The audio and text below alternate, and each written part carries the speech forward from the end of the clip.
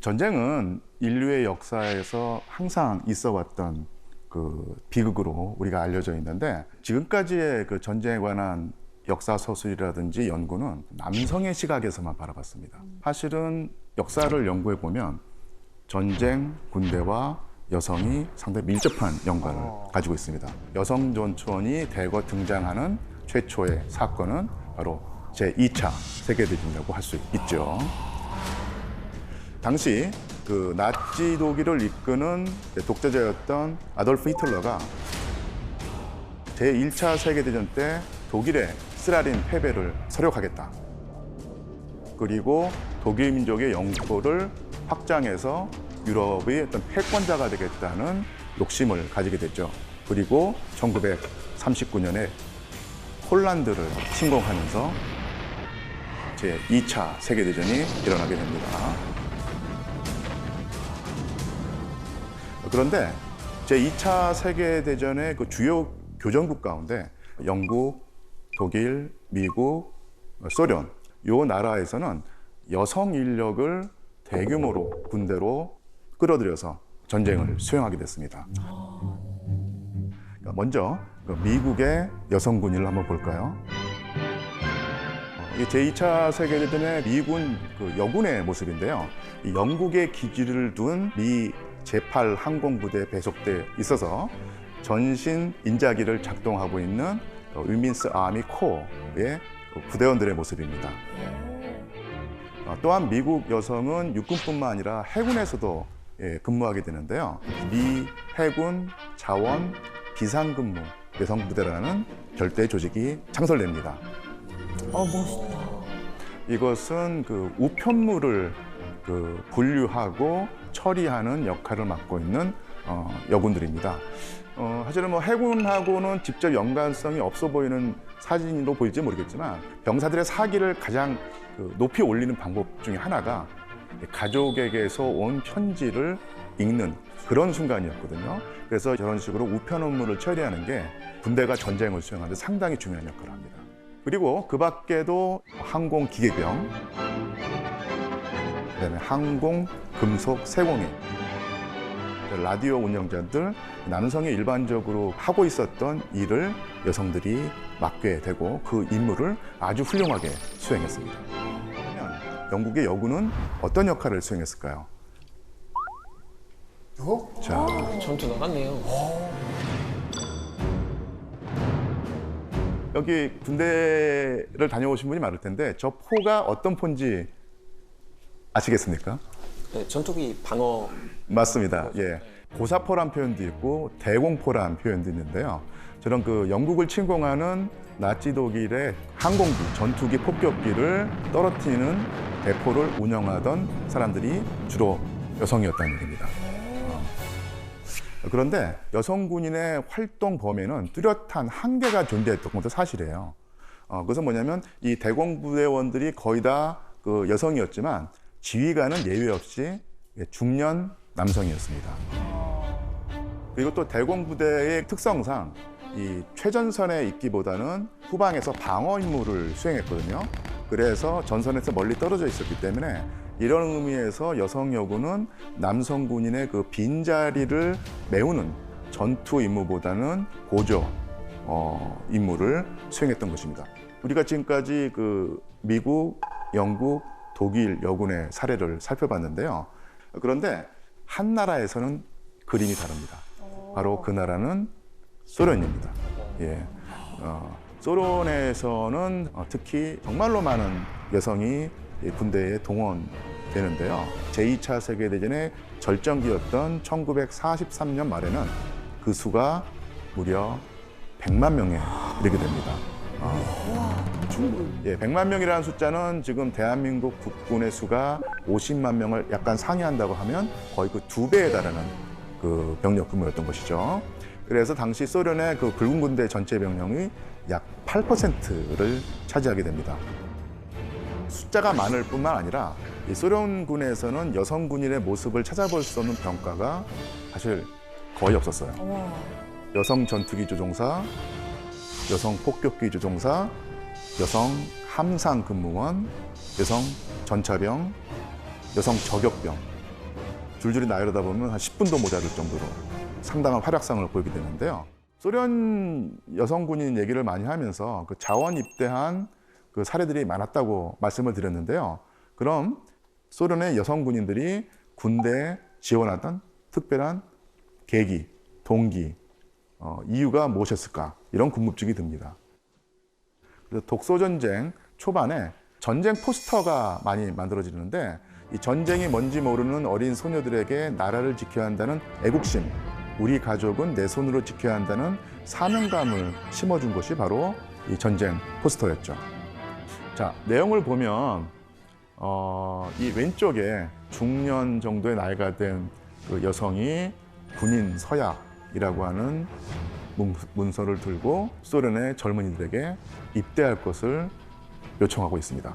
그래서 제목이 나라의 어머니가 당신을 부른다, 이런 뜻입니다. 그리고 반대편에는 결연한 표정을 지은 소련의 젊은 여성이 군수공장에서 포탄을 생산해내는 모습을 보여주고 있는데요. 소련의 여성들이 전선에 보낼 무기를 만든다. 승리를 위해서 모든 것을 바치자. 이런 내용이 들어가 있습니다. 진짜 저 포스터를 보면 어떻게 멋있다 이런 생각을 할 것 같아요. 예. 그런 생각이 들도록 만든 것이 바로 포스터죠. 자, 다른 포스터도 한번 보겠습니다. 자, 여러분 이 포스터를 보고 드는 느낌을 한번 말씀해 주시겠습니까? 내 가족들이 이렇게 잡혀 나가고 있다는 거. 근데 적군에 대한 분노를 좀 불러일으키는. 예, 맞습니다. 지금 잘 짚어주셨는데요. 여기서 나오는 여성의 이미지는 적군에게 공격당하고 유린당할 위기에 처한 그런 이미지죠. 그리고 실제로 짐승과도 같은 나치 독일군의 손에 죽음을 당한 여성과 아이의 모습이 나와 있습니다. 그러니까 소련의 남성 군인들이 이런 포스터를 보고 분노심을 느끼고 투지를 발휘해서 우리의 여성과 아이들을 지켜내자, 이런 생각을 품게 만드는 포스터였죠. 그런데 이런 포스터의 기본적인 이미지는 여성은 전쟁의 피해자라는 이미지입니다. 그리고 남성이 지켜줘야 될 존재라고 하는 그런 이미지로 나와 있죠. 실제로 이런 식의 포스터가 정말로 많이 배포돼서 소련 남성 군인들의 어떤 투지를 자극했는데요.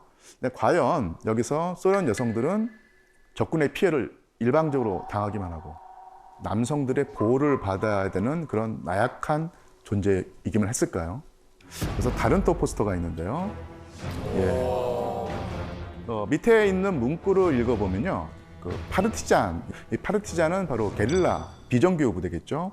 파르티잔이여, 무자비하게 적군을 무찔러라입니다. 상당히 이례적으로 적군을 나치 독일군을 공격하는 여성 파르티잔 대원이 나오고 있는데요.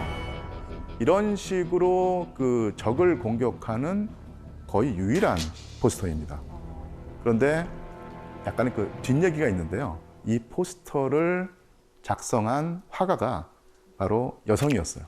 이름이 타치아나 예로미냐라는 여성이었는데 아무리 여성이기 때문에 좀 더 그 어떤 남성과는 다른 입장을 가지고 이런 포스터를 그렸다고 할 수 있겠죠. 지금 역사학에서는 어떤 특정한 전투, 전략 전술, 무기 이런 데도 관심이 많이 있지만 전쟁 때 병사들이 어떤 생활을 했고 어떤 감정을 느꼈는가를 연구를 많이 하고 있습니다. 더더군다나 그 여성 군인들이 구체적으로 군 생활을 어떻게 했는지 역사학자들이 상당히 많은 연구를 하고 있는데요. 자, 그래서 전선에 도착하면요, 곧바로 전투에 투입되지 않고 마련되어 있는 훈련학교에서 훈련을 받게 됩니다. 저격병의 경우에 눈 감고 저격총 분해하고 재조립하기, 풍속 알아내기, 바람의 속도를 알아야지 정확히 저격할 수 있기 때문에 풍속을 재는 방법을 또 배웁니다. 그리고 구덩이 파기, 포복하기, 숲속 빈터로 가서 몸을 숨기고 위장하기, 이런 것들을 배우게 됩니다. 하지만 평범한 시민에서 군복을 입고 총을 쥐고 목숨을 걸고 적과 싸우는 군인이 되는 길이 사실은 그렇게 순탄치는 않았죠. 많은 장애물들이 있었는데 이 장애물들을 극복해내야 됐습니다. 군인이니까 이제 군용품을 받아야 될 텐데 기본적인 그 보급품조차도 모두가 다 남성 치수였어요. 그래서 통신병이었던 한 여군이 키가 153cm였었는데 신발 치수가 35였거든요. 그런데 지급받은 군화는 치수가 42였습니다. 상당히 컸던 것이죠. 군화 외에도 그 소련군은 그 양말 대신에 이 발사계라는 것이 있습니다. 그러니까 네모난 천인데요. 이 사실 발사계가 상당히 따뜻해요. 그래서 이제 발사계를 선호하는데 그것 대신에 그냥 양말을 받는 경우도 있었고요. 치마나 속치마가 따로 안 나오고 이 거친 면포로 만든 소매 달린 남성용 셔츠 그리고 여성에게 필요한 속옷이 제대로 보급되지 않았습니다. 그래서 서치에 소매를 뜯기도 하고 그리고 아까 제가 그 발사계라고 불리는 그 네모난 헝겊천을 받았다고 했죠. 이것으로 브레이즈를 만듭니다. 따로 보급되지 않았기 때문에 그런 식으로 이제 써야 됐던 것이죠. 이렇게 상당히 보급 문제에서도 이제 그 차별을 받고 힘든 상황이었었는데 그렇다면 실제로 전투에서 여성 군인들도 남성 군인들처럼 똑같은 임무가 주어졌을까요? 그러진 않았을 것 좀 같아요. 달랐을 것 같아요. 예. 상당히 흥미로운 그 상황일 텐데요. 소련의 붉은 군대는 처음에는 여성 군인들을 위험한 전투 임무에서 배제하려고 했습니다. 여자가 제대로 군인이 될 수 있겠느냐. 저 여자와 내가 한 조를 이루게 되면은 내가 위험해져서 죽을 수가 있기 때문에 여성 병사들 따돌리고 받아들이려고 하지 않았죠. 그런 상황에서 여성 병사들이 남성 병사들의 편견을 이겨내고 남성 병사들의 인정을 받는 가장 좋은 방법이 가장 위험한 임무의 자원에서 그 임무를 해내는 것입니다. 여러분이 어떤 일을 수행하고 있는 것처럼 보이시나요? 부상자를 구해주는 예, 이게 의무병, 간호병일 텐데요. 우리가 생각하는 간호병은 후방에 있는 비교적 안전한 야전병원에서 붕대 감아주고 그 병사들 뭐 밥도 먹여주는 이런 일을 생각하기 쉬운데 이 전시의 소련군에서는 그런 임무뿐만 아니라 총알과 포탄이 난무하는 전쟁터에서 다쳐서 움직이지 못하는 아군 병사를 구해줘야 되는 거예요. 이런 임무를 수행하다가 목숨을 잃은 그 소련 간호병이 정말로 헤아릴 수 없이 많았습니다. 그 제2차 세계대전기의 여성 군인, 특히 여성 전투원에 관한 이야기를 들어봤는데요. 전쟁의 제2차 세계대전의 인명피해를 살펴보자면요. 전사한 군인의 숫자를 보자면 독일이 325만 명, 그리고 영국이 약 32만 명, 그리고 미국이 26만 명, 소련 군인의 사망 대수가 1,000만 명입니다. 예. 그러니까 이런 식의 전쟁 피해가 당시 그 소련인에게 남긴 정신적 트라우마는 사실 이루 말할 수 없죠. 여기서 몇 가지 사례를 들어보자면요. 전쟁이 끝났지만 죽음의 공포가 사실은 사라지지 않습니다. 그 위에서 계속 남게 되는데요.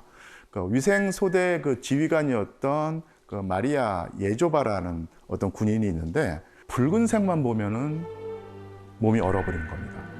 워낙 그 전시에 그런 피를 많이 봤기 때문에 그것이 이제 트라우마가 남아서 이 빨간색 천을 어디 입게 되면은 몸에 막 반점이나 두드러기가 나온다는 거예요. 심리가 신체까지 영향을 미치게 되고요. 또 이런 식의 반응과 또 다른 이제 반대편 극단적인 경우가 있는데요. 한 그 참전했던 여성 군인이 있었는데 전차 있죠. 이게 탱크 말고 시내를 운영하는 그 교통수단이 전차가 있는데 이 전차를 타고 가다가 어떤 그 시민 한 명이 그 심장마비를 일으켰는지 쓰러져 죽은 거예요. 그래서 그 모습을 보면서 다른 승객들이 다 놀래가지고 도망가서 전차가 통통 비었는데 유일하게 그 소련 여성 참전군인만 남았어요. 왜냐하면 전시에 너무너무 많은 죽음을 봤기 때문에 시신이란 것이 전혀 공포심을 주지 않는 거예요. 그래서 사람들이 왜 이렇게 시신을 두려워하는지 자기는 이해를 못하겠다. 이런 반응을 보입니다. 사실 양극단의 경우지만 전쟁의 공포, 그다음에 엄청난 그 전사자가 주는 심적 피해가 이쪽 극단, 저쪽 극단에서 나타나서 소련 여군들이 민간 생활을 할 때 남들과 다른 반응을 보이게 만들었던 것이죠. 자, 자, 그런데 또 하나가 이제 전쟁이 끝나고 난 다음에 이 전쟁에 참여했던 소련 영군, 특히 여성 전투원들이 어떤 대우를 받았을까? 그리고 사회에서 어떤 위상을 차지했을까? 이런 이제 궁금증이 생깁니다. 그런데 상당히 여성에 대한 선입견, 편견이 작용하게 됩니다. 그러니까 이런 식의 어떤 그 주제가 사실 역사학자들의 많은 관심을 끄는 주제고요. 또 다른 형태의 사료가 있는데요. 한번 볼까요? 도대체 무슨 소리요? 그들은 싸움터에서 우리를 안전한 곳으로 끌고 간 우리 동무였어요. 나만 해도 부상을 입었을 때 그렇게 그들의 도움을 받은 적이 2차례였습니다. 그들은 우리의 누이였다니까요. 이 자료는 어떤 상황이냐면요. 전쟁이 끝나고 난 다음에 그 남성 군인에게 질문을 한 겁니다. 당신이 근무했던 부대에 그 젊고 아리따운 여군들이 많이 있었을 텐데 그 혹시 그 흑심을 품지 않느냐 이런 식의 그 질문을 했을 때 여기 말한 것처럼 하루에도 여러 차례 죽음과 삶이 왔다 갔다 하는 그런 위험한 상황에서 이 여군들이 자기와 자기 동료들의 목숨을 구해준 사람이었다는 거예요. 그래서 이런 증언을 본다면은 앞에 말한 전쟁터 마누라라고 하는 어떤 그런 편견이 성립하지 않을 수도 있다는 얘기죠. 하지만 전쟁이 끝나고 난 다음에 소련에서는 여성 참전군인을 대할 때 좀 슬픈 얘기가 있습니다. 나라를 지키기 위해서 적군을 많이 죽인 사람들은 남자일 경우에 어떤 평가를 받을까요? 최고의 전사다. 뭐. 예. 영웅이다. 영웅이다. 그러니까 영웅이란 대우를 받고 사회에서 이제 칭찬을 받는데 똑같은 행동을 여성이 군인으로 하게 되면은 영웅이라고 하는 칭찬보다는 저 여자는 사람을 죽인 여자야. 살인자? 전쟁인데 그러면 살인자라고 하는 평가를 받는다는 얘기죠. 똑같은 행위를 하는데 남성이 하면 영웅, 여성이 하면 살인자라고 하는 그런 시선을 받게 된다는 얘기입니다. 그래서 구체적으로 예를 들자면요. 소련 남성이 평균적인 남성이라고 하면 당시에는 가부장제 가치관을 지키려고 할 텐데 마음이 통하는 여성이 생길 거 아니겠습니까? 그러면 전시에 뭐 했냐고 물어봤을 때 나는 여성 군인으로 전투에 참여해서 적과 싸웠다. 이렇게 되면은 내가 사랑하고 내가 평생을 같이 할지도 모르는 사람이 사람을 죽인 사람이잖아. 살인자일 수 있잖아. 이렇게 생각하면서 마음이 식어버리는 거예요. 그래서 관계를 끊고 등을 돌려버리는 일이 많았습니다. 그러니까 이런 식으로 사회적인 냉대에 시달리니까 전투에 참여해서 나라를 지켰던 소련의 여성 참전 용사들이 자기의 경험을 얘기하기보다는 감추죠. 말을 하지 않습니다. 체제가 억압을 하고 당사자들이 입을 닫아버리면서 수십 년 동안 마치 제2차 세계대전에서 여성 전투원이 없었던 것처럼 여겨지게 되는 것이죠. 상황이 수십 년 동안 진행이 되지만 그래도 일부 기억이 남아있고 특히 또 1990년대 이후에 여성들이 적극적으로 자기 기억을 얘기하면서 제2차 세계대전의 여성 군인의 존재를 부각하고 되살리는 작업이 이루어지게 됩니다. 자, 이것은 전후에 전쟁에 참여했던 여성 참전 용사들이 모여서 모임을 가지는 것인데 이 펼침막에 쓰여져 있는 문구가 우리는 3586 야전 병원에서 복무했던 사람들입니다. 이런 식의 용감한 노력과 역사학자들의 노력이 한데 어우러지면서 최근에는 제2차 세계대전, 영국군, 미국군, 소련군의 여성 군인의 존재가 상당히 많이 부각이 됐고요. 특히 소련군의 경우에는 여성 전투원들의 어떤 활약상과 그 위상, 그리고 그들의 의미가 아주 소상하게 연구가 되고 있습니다. 그래서 종전 뒤에 그들이 침묵을 선택할 수밖에 없었던 이유는 바로 그래야지 특이한 존재, 이상한 존재, 아니면 살인자라고 하는 평가를 받지 않고 평범한 사람, 정상인의 대우를 받을 수 있었기 때문에 그런 것이죠.